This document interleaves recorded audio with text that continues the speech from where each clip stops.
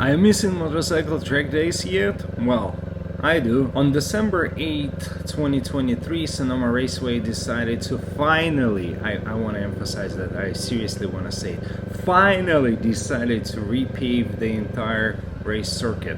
And looks like we're gonna be stuck with no Sonoma until June 7. I've decided to celebrate that with a quick lap that I've done in May on Sonoma Raceway, and I hope you enjoy it.